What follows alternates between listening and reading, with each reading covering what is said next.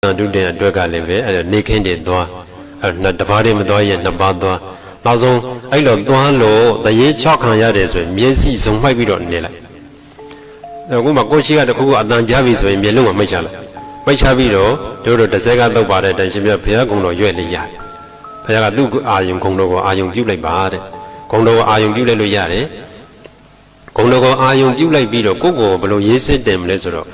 ငါဒီလောကကြီးမှာအမြင့်မြတ်ဆုံးဖြစ်တဲ့ဖယားရဲ့သားတော်ပဲငါဘာသူကြောက်ရမလဲရွာကတကြီးသားဘသူမှဂယုမစိတ်တယ်လို့ပေါ့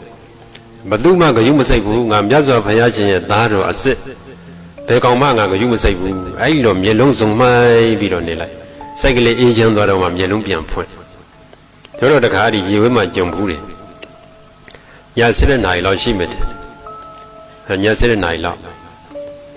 အဲ့တို့ကအဲ့တုန်းကတောက်သိချင်းရရင်ကိုတရားထိုင်ဖို့တဲ့တို့ကသီလတွေပေးတယ်တရားတွေဟောတယ်သီလပေးခံနေတရဏဂုံသုခာနီးမှာအဲ့တို့ရှိကဟော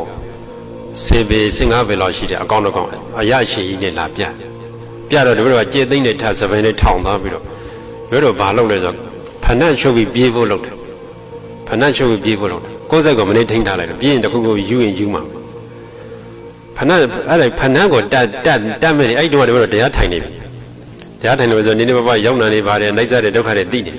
ဒါပေမဲ့တကယ်အရေးကြုံရင်ဒီဖဏတ်ကိုမက်တယ်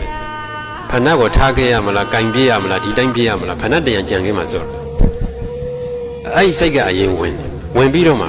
ကိုယ်စိတ်ကိုပြန်မနေထိန်းလိုက်ရတယ်ထိန်းပြီးတော့တို့မျက်လုံးမှိတ်ရလိုက်တယ်ကင်ဖြစ်ချင်တာဖြစ်တော့ကွာဆိုပြီးကိုယ့်ကိုယ်စိတ်ကိုကြောက်တဲ့စိတ်ကိုပဲတို့တရားပြန်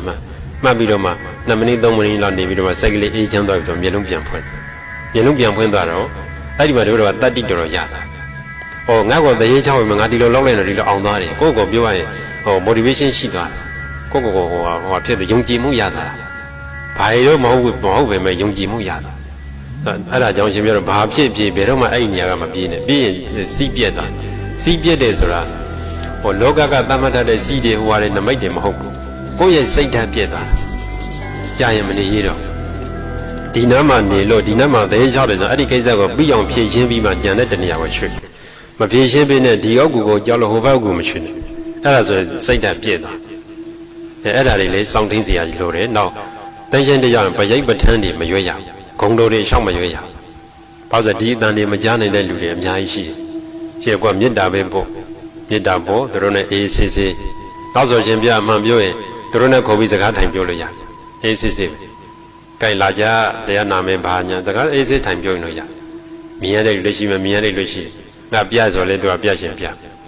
စပင်ဖာလာနဲ့လည်းရှိတယ်တချို့လည်းဟိုလှည့်ဒီလှည့်အယူလိုအမျိုးစုံရှိတယ်လူပြေသူတို့တွေကဒီအတိစိတ်ဓာတ်မရှိတော့ထုံထိုင်းပုံစံမျိုးကြီးတယ်တို့ငယ်ငယ်တုန်းကကြည်ရတဲ့ဟိုတရေကားကပါတဲ့လူတွေနဲ့တူတယ်စိတ်ဟောအနေထားပေါ့အရေးမှုသမားလို့ဘာလို့စိတ်ကဟိုပုံမှန်လူတယောက်စိတ်လို့မဟုတ်တော့ထုံထိုင်းကြီးလို့ဘာလို့အဲ့ဒါမျိုးဆိုတော့သူတို့ကအမှန်ပြောရင်ကိုယ့်ကိုလာချောက်တာမဟုတ်ဘူးသူ့အပူနဲ့သူရှိသူ့အပူနဲ့သူကိုယ့်ကိုအကူကြီးလာတောင်းတာကွာကေတင်ရှင်ကြီးကိုယဟန်တစ်ပါးဆိုကေတင်ရှင်ကြီးပဲလေကိုရင်တစ်ပါးဒီလူတွေအတွက်တရားဝါတွေအတွက်ကေတင်ရှင်ပဲသူတို့ကကိုယ့်စီမှာလာပြီးတော့အကူကြီးလာတောင်းတာအဲ့ဒါကကေတင်ရှင်ကြီးကထွက်ပြေးနေတော့လုံးဝဖြစ်ဘူးဆိုတော့ကိုကသူတို့ကိုမေတ္တာပေးလို့ရတယ်အေးစစ်စစ်သူတို့ကိုဟိုတရားဟိုပါဠိတွေဘာတွေတိတ်မရွယ်နဲ့မရွယ်ပြီးနဲ့ရိုးရိုးလေးပြောပြမဆွေးဖို့ဟိုဒါတွေမမဲမိုးဖို့စသည်ဖြင့်ပေါ့ပြောပြလို့ရတယ်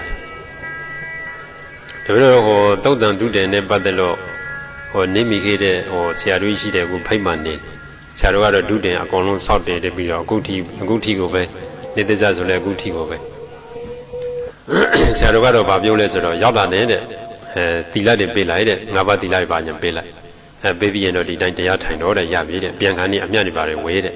ဆရာတို့ကတော့အဲ့လောက်ပဲညွှန်ပေးဒီကြားထဲမှာရှင်ပြတော့တရားကြရင်တရားဟောလို့ရတယ်ပရိပဋ္ဌာန်းတော့မရွဲ့နဲ့နောက်ပြီးတော့အဲ့ဒီမှာ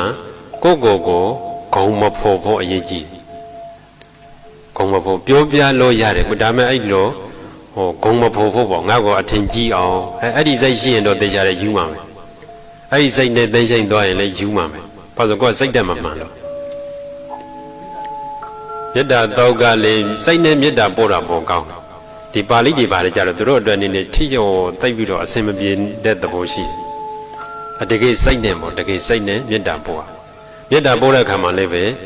ဟောတို့မေတ္တာတော့ပါတဲ့အတိုင်းမှာကိုယ့်ရဲ့သားသမီးခင်တို့ကိုယ့်ရဲ့သားသမီးခင်တို့မေတ္တာပို့အဲ့ဒီမှာတို့စကားကြုံလို့ပေါ့မေတ္တာအကြောင်းတော့ပြောဖို့စီရင်မရှိဘူးဒါမှတခွန်းမေတ္တာကိုယ့်ရဲ့သားသမီးခင်တို့ဘလို့မေတ္တာပို့ရမလဲဒါကပြောတာလွေတာဘုန်းကြီးလေးမထားနိုင်ဘူးလူလေးမထားနိုင်ဘူးသောသာဆိုရင်ကြတဲ့ယထာနဲ့မာတာယထာနိယံဗုဒ္ဓမာယုတာဧကဗုဒ္ဓမနုရကေပြောတာပြောနေတာဒါကြောင့်မေတ္တာဇံကအောင်မြင်ဖို့လေခေးရင်ဆိုတော့ဘာကိုစဉ်းစားမိတ်လဲဆိုတော့တပည့်တို့ကအဲ့ဒီနေရာမှာအတိုက်ကိုကြည့်ရင်တပည့်တို့မိဖဆွေမျိုးသားသမီးမတော်ဘူးတဲ့ပုဂ္ဂိုလ်မရှိဘူးတဲ့အတိုက်ကတပည့်တို့တန်တရားအများကြီးကျင်နေပြီဘသူနဲ့ကတော့မိဖဘသူနဲ့ကတော့သားသမီးမတော်စဖူးဖူးဆိုတဲ့ပုဂ္ဂိုလ်မရှိဘူးတဲ့အဲ့ဒါကိုတို့ကစဉ်းစားလိုက်ဒါဆိုရင်ယခုတွေ့နေတဲ့ဒါအရှင်ဘုရားတော်ပါဝင်လူတွေအားလုံးတရားဝတွေအားလုံးတရေတစေတွေအားလုံးဒါငါတို့ရဲ့တရှင်တုံးကမိဖတရှင်တုံးကသားသမီးတွေပဲဆိုတော့အဲ့လိုစိတ်ထားလိုက်တာနဲ့နည်းနည်းရင်းနှီးမှုရတာနောက်တစ်ချက်က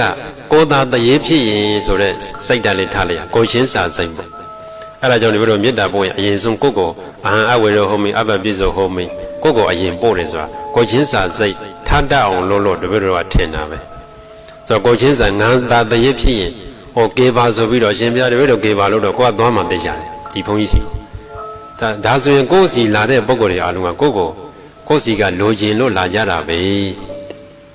အဲ့ဒီလိုဟောနှလုံးသွင်းလိုက်တာ